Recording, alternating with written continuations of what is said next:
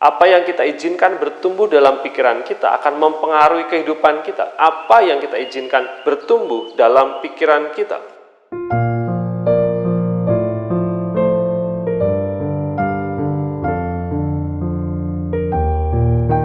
Shalom, selamat hari baru Bapak Ibu dan Saudara semua. Puji nama Tuhan. Sangat senang menyapa setiap Bapak Ibu dan Saudara semua dimanapun berada. Kita sampai di perjalanan 13 hari. Kita masih ada beberapa hari lagi yang untuk kita jalani, tapi mengucap syukur untuk semua anugerah Tuhan, untuk kita melangkah bersama-sama dalam perjalanan iman kita untuk satu langkah lebih dewasa. Salah satu ciri atau corak kedewasaan adalah kemampuan seseorang untuk mengelola pikirannya. Bagaimana daya nalar dan kemampuan seseorang untuk mengolah pikiran itu menunjukkan sebuah kedewasaan. Oleh karena itu, di kesempatan yang baik ini izinkan saya menyampaikan firman Tuhan yang bertemakan mengelola pikiran dengan kebenaran. Dan teks firman Tuhan yang akan saya bacakan adalah Filipi pasal 4 ayat yang ke-8. Demikian firman Tuhan. Jadi akhirnya, saudara-saudara, semua yang benar, semua yang mulia, semua yang adil, semua yang suci, semua yang manis, semua yang sedap didengar, dan semua yang disebut kebajikan dan patut dipuji, pikirkanlah semuanya itu.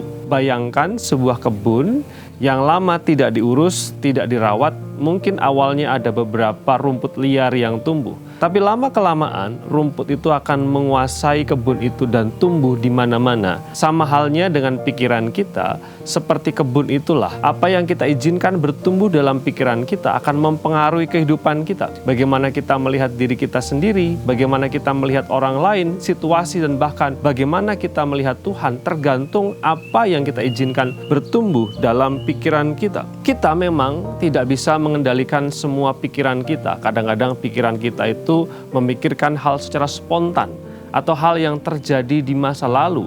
Tetapi kita punya kendali untuk memilih apa yang kita izinkan bertumbuh dan menguasai pikiran kita. Dalam firman Tuhan yang sudah kita baca, Rasul Paulus memberikan nasihat kepada jemaat di Filipi yang beralih dari nasihat tentang damai sejahtera, lalu kemudian mengarahkan perhatian kita kepada apa yang harus kita izinkan dan menguasai pikiran kita. Dikatakan di sana, semua yang benar, semua yang mulia, semua yang adil, semua yang suci, yang manis, yang sedap didengar, dan semua yang disebut kebajikan dan patut dipuji, itu yang harus menguasai pikiran kita. Yang menarik adalah ketika Rasul Paulus mengatakan pikirkanlah, maka firman Tuhan ini ketika kita telusuri dalam bahasa aslinya, kata yang digunakan adalah logizomai, logis, logika. Bukan berarti pikiran itu kita hanya biarkan secara sekilas, tetapi logisomai berarti mencerna dengan cermat, mendalami sungguh-sungguh, memperhitungkan atau memberikan perhatian secara terus-menerus. Hal-hal yang baik itu harus sengaja ditanam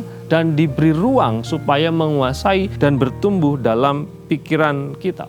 Pertanyaannya adalah apa yang kita izinkan masuk dalam pikiran kita. Pikiran kita beri makan apa? Itu yang akan membentuk pola pikir kita dan menjadi bagaimana cara pandang kita terhadap diri kita, sesama orang lain, dan Tuhan. Berhati-hatilah dengan apa yang kita pikirkan. Oleh karena itu ada beberapa nasihat sederhana yang bisa kita lakukan. Yang pertama adalah perhatikan apa yang paling sering memenuhi pikiran kita. Apa yang kita konsumsi setiap hari dan melalui apa kita mendapatkan asupan untuk pikiran kita. Video seperti apa, konten media sosial seperti apa, berita seperti apa, percakapan seperti apa, atau hiburan seperti apa akan mempengaruhi pola pikir kita. Yang kedua adalah ketika kita mendapatkan pikiran negatif yang muncul, jangan langsung mempercayainya, tapi berhentilah, logisomai, cernalah, ujilah pikiran tersebut dengan firman Tuhan.